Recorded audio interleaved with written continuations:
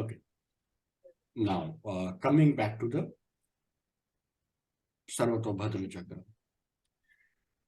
As we have already decided the significant Mahadasha and Antardashas, on these Mahadasha and Antardasha, now you have to fix some important transits as well.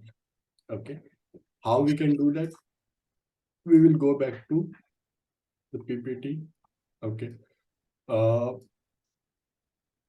Okay, I'll take a new screenshot for it. This is the chart. Okay. Now, in this chart, whether a nakshatra rises or not, it won't make any impact to us. We will take all the nakshatras and the important transits that we have to note down. Let's suppose we are talking about Saturn's Mahadasha. Okay. Now decide what are the Vedas of Saturn?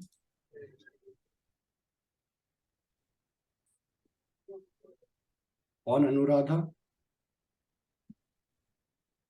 Correct? Yes. Saturn will have Veda on Anuradha. Then Saturn will have Veda on Magha. Okay, Saturn will have Veda on Magha. And then Saturn will have Veda on Dhanishta. Dhanishta. Okay, these are the Vedas of Saturn. Okay. Where the nakshatra aspect of Saturn will go? 3, 5. 3 on Purva Falguni. 5 on Hasta. Hasta and Shravana. Shravana will be 15. 15th. Okay, and then Uttarabhadra. Uttarabhadra will be 19th. Okay, 3, 5, 15 and 19 are the nakshatra aspects from Saturn. Okay, where the Latta will go? Vishakha. Latta will go on Vishakha. Okay.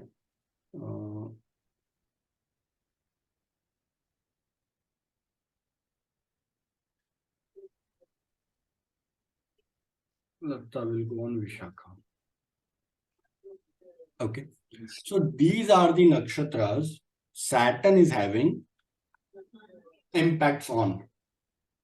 Is that clear? Yes. Yes, sir. So if I say, if Saturn, okay, if I say if Saturn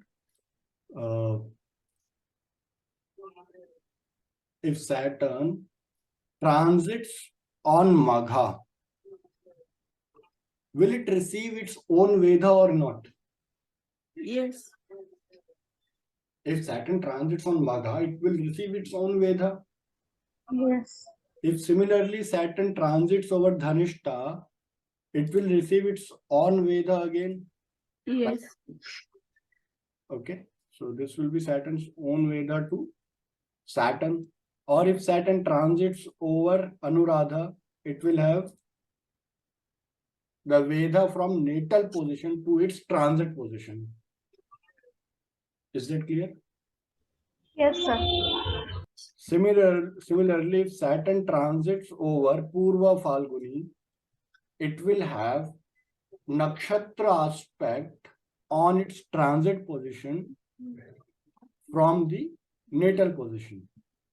Same will be applicable to Hasta and same will be applicable to Vishakha. And same will be applicable to Shravana and Uttarabhadrapad. Is that clear? Yes. So whenever, now the rule is, whenever the Mahadasha Lord transits over such a nakshatra where it has Veda, Latta or nakshatra aspect from its natal position, those transits are more prominent transits than any other nakshatra transit. Is it clear? Is it clear? Yes, sir. So you mean any other nakshatra mean when it is transiting on any other of the nakshatras? Correct. If you Remaining transit through Jyeshtha, nakshatra. Mula, Purvashada, Uttarashada, Abhijit, Okay. Yeah, the remaining. they are the remaining nakshatras. Okay. Okay. Is that clear to everyone? Sir, it is it is important for Saturn's result. Yes, it is important for Saturn's results because we are talking about Saturn Mahadasha, Okay. Not any other planet, right? not any other planet. If you are talking about Mars Mahadasha, then you have to consider the Veda, Lat and Nakshatra aspect from natal Mars. Hmm. And then you have to check whether the transit Mars is going over there or not. Or Mars result. For Mars results. Okay. For Mars Mahadasha results, not the Antardasha. Yes, sir. Mars Mahadasha. Okay. And if you are taking the Rahu Mahadasha, then you have to take the Veda, Latta and Nakshatra aspect from Mula, where Rahu is placed in the chart. And then, for example, from Mula, it will go to Revati. Then if Rahu is transiting a Revati or not. Okay. Okay. Yes. This is So we one. will take Mahadasha and Antardasha, only two, right? Pratyantardasha we don't take. No, don't do the Pratyantardasha. Okay. Okay, you don't need to do the Pratyantardasha. Hmm. Okay. This is the first step to check. Okay. The second step, and this is just opposite of it. Okay. If from the transit position, like we have discussed, from the natal position, okay, Saturn is having either Veda, Latta or Nakshatra aspect to its transit position. Is that clear? Yes. Now, just the opposite of it. If from the transit position, okay, if from the transit position, Saturn is receiving Veda, Latta or Nakshatra aspect to its natal position. Then only Anuradha will. Anuradha and No. Jyeshtha. What No. you need to do No. now, Vedas will remain same. Hmm. Vedas will remain same. All the other things, Nakshatra aspect and Latta, you will calculate them backward. Hmm. For example, if I calculate the backward, then the third nakshatra aspect will go to Punarvasu. Hmm. Okay, the third nakshatra aspect will go to Punarvasu. Okay. Now Punarvasu, so the fifth nakshatra aspect will go to Mrigashira. Mrigashira.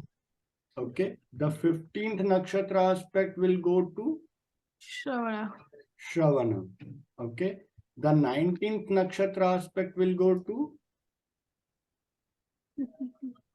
Purvashada. Sorry. No. Mula. Mula. Mula. Okay. And 8th Latta on Bharni. 8th Latta will go on Bharani. So now what you have is basically, okay, the transit position, I should change the color. Okay, let me change this color of it.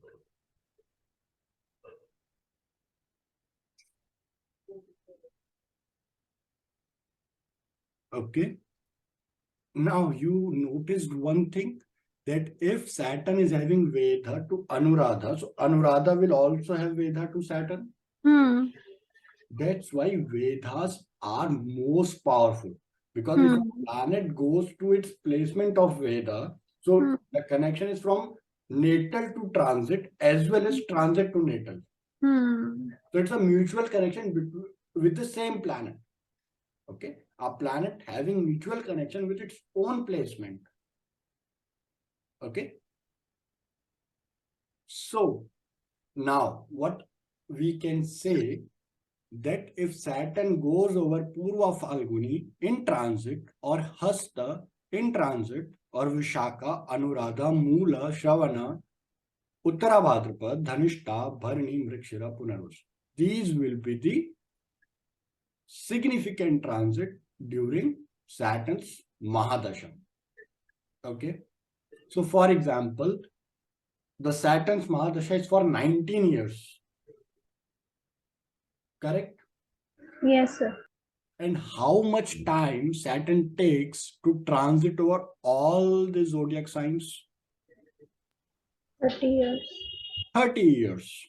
Okay, 30 years. So Saturn takes 30 years to travel 27 nakshatras. Correct? Yes. Okay. So in 19 years, roughly how many nakshatras it will cover?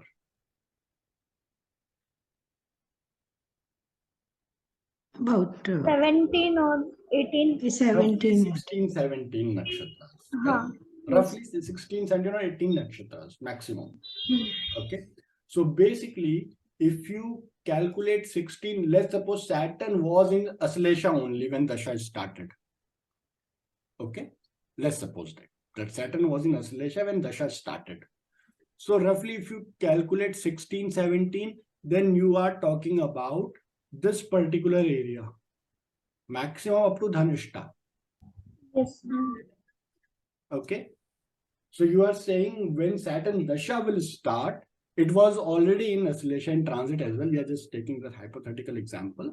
So by the time Saturn Dasha will be completed, Saturn in transit will reach till Dhanishta. Okay. Between that, we have already decided the Mahadashas. Correct? Yes. Mahadashas we have already discussed, prominent one. Hmm.